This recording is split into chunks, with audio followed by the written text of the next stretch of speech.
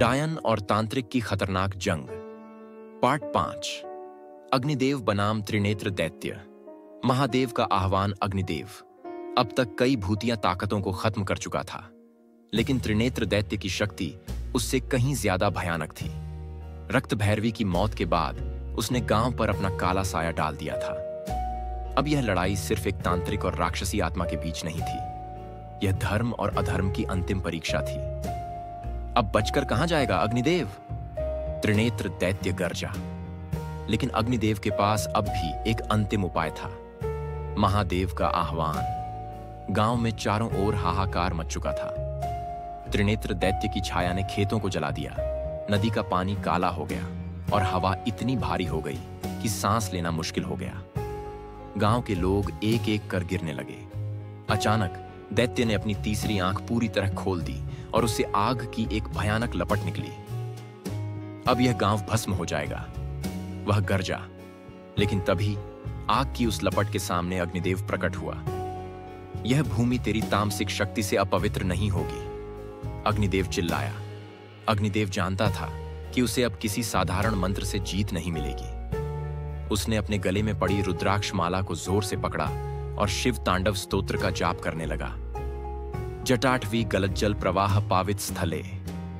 जैसे ही उसने मंत्रोच्चार किया, पूरी धरती हिलने लगी, आसमान में बिजली कड़कने लगी और चारों ओर गूंज उठी। तूने महाकाल को जगाने की हिम्मत की है। त्रिनेत्र दैत्य हंसने लगा।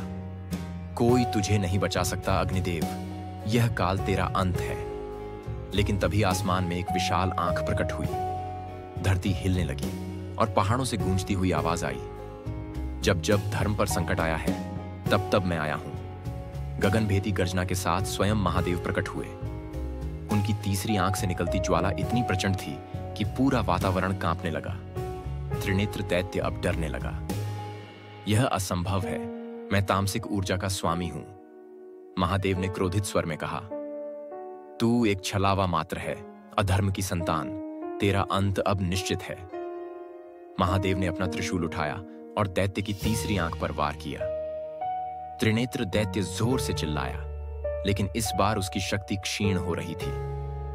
नहीं, यह नहीं हो सकता।